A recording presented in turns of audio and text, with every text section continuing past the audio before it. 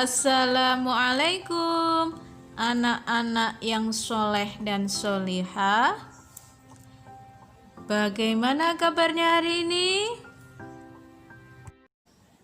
Alhamdulillah, luar biasa. Allahu Akbar. Bersemangat. Baiklah anak-anak, sebelum kita belajar, mari berdoa terlebih dahulu agar diberi kemudahan dalam menuntut ilmu. Anak-anak yang soleh dan solihah, hari ini kita akan melanjutkan pembelajaran 10 dengan pembelajaran senangnya meneladani para nabi dan ashabul kahfi, dengan submateri kisah teladan Nabi Yunus alaihi salam. Setelah anak-anak mengikuti pelajaran ini, diharapkan mampu menceritakan kisah Nabi Yunus alaihi salam dengan benar dan menyebutkan hikmah yang dapat diambil dari kisah Nabi Yunus dengan benar. Nah, bagaimana kisah beliau sebagai Rasul untuk mengajak kaumnya beriman? Jangan lewatkan cerita berikut ini. Nabi Yunus alaihissalam adalah seorang nabi yang terkenal dengan kegigihannya dalam berdakwah. Nabi Yunus alaihissalam merupakan putra Matta. Beliau adalah seorang rasul yang diutus oleh Allah Subhanahu wa Ta'ala untuk berdakwah pada suatu kaum di Ninawa yang letaknya di daerah Mosul, negeri Irak. Penduduk Ninawa masih mewarisi tradisi nenek moyang mereka, yaitu menyembah berhala. Mereka tidak suka akan kehadiran Nabi Yunus alaihissalam. Nabi Yunus alaihissalam tidak henti-hentinya mengajak mereka agar menyembah Allah Subhanahu wa Ta'ala. Tetapi apa daya, usaha Nabi Yunus alaihissalam berujung sia-sia, sebab penduduk Ninawa tetap memilih menyembah berhala. Bahkan mereka memberikan berbagai hinaan, cemoohan, dan caci maki kepada Nabi Yunus alaihissalam. Setelah lama menghadapi kaum Ninawa, Nabi Yunus pun marah kepada mereka dan tidak berharap lagi keimanan mereka. Allah Subhanahu wa Ta'ala mewahyukan kepada Nabi Yunus alaihissalam untuk membimbing kaumnya. Allah Subhanahu wa Ta'ala memberitahu bahwa Allah akan memberi azab kepada umat Nabi Yunus. Lalu Nabi Yunus alaihissalam menyampaikan perihal azab itu kepada kaumnya. Kemudian beliau pergi meninggalkan mereka. Hal buruk terjadi pada kaum Ninawa. Cuaca yang awalnya cerah tiba-tiba menjadi gelap dengan suara yang menyedihkan. Inilah azab Allah Subhanahu wa Ta'ala. Melihat peristiwa itu, satu persatu penduduk Ninawa keluar dari rumahnya. Mereka bersujud kepada Allah Subhanahu wa Ta'ala dan menyesali segala kesalahannya.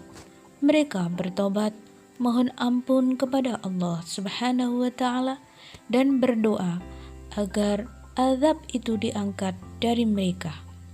Kemudian Allah Subhanahu wa Ta'ala mengangkat azab itu dari penduduk Ninawa karena kesungguhan doanya. sebagaimana dijelaskan di dalam Al-Quran surat Yunus ayat 98. Artinya, ketika mereka beriman, yaitu kaum Nabi Yunus alaihissalam, kami hilangkan dari mereka azab yang menghinakan dalam kehidupan dunia, dan kami beri kesenangan kepada mereka sampai pada waktu yang telah ditentukan. Sementara itu, Nabi Yunus alaihissalam telah berjalan cukup jauh meninggalkan kaum Ninawa. Sampailah beliau di tepi pantai.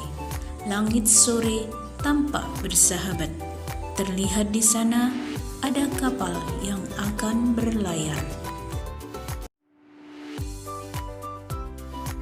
Kemudian Nabi Yunus pun ikut masuk ke dalam rombongan kapal tersebut.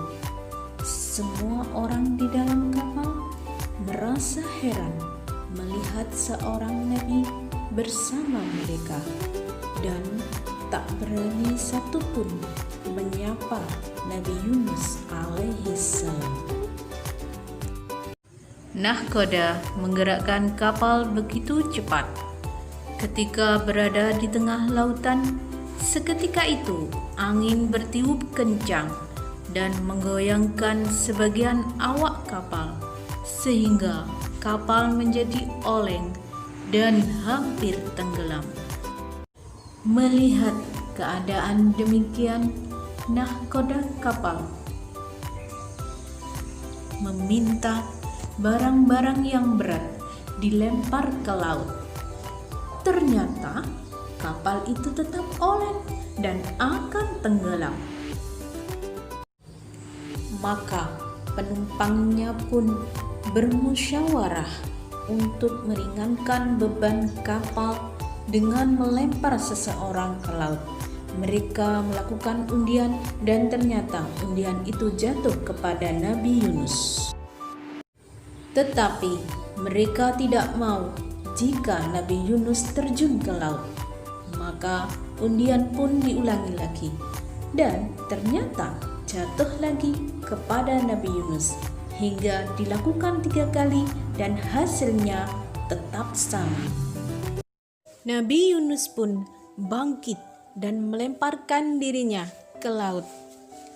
Pada saat bersamaan Nabi Yunus melompat dari kapal, Allah Subhanahu wa Ta'ala mengirimkan ikan paus besar langsung menelan Nabi Yunus alaihissalam.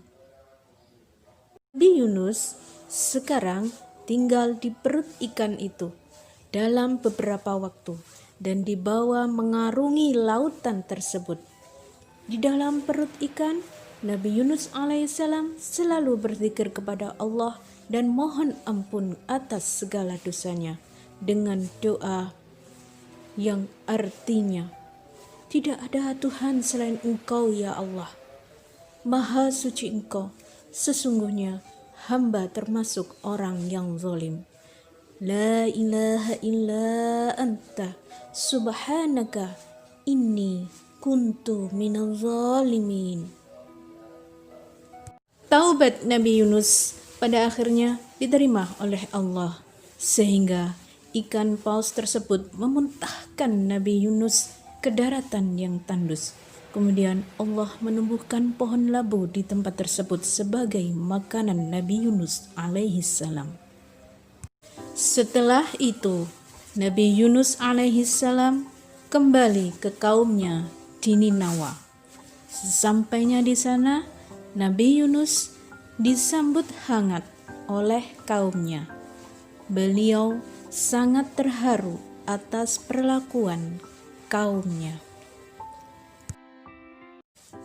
Kaum Ninawa sekarang menjadi beriman kepada Allah Subhanahu wa Ta'ala jauh lebih baik dari sebelumnya, seperti yang disebutkan dalam surat As-Saffat ayat 147 sampai 148.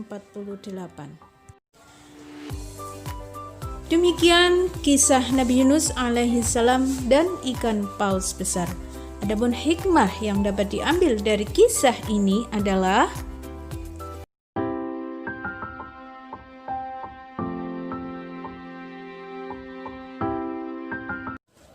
Demikian pembelajaran hari ini. Semoga bermanfaat. Sampai jumpa lagi. Wassalamualaikum warahmatullahi wabarakatuh.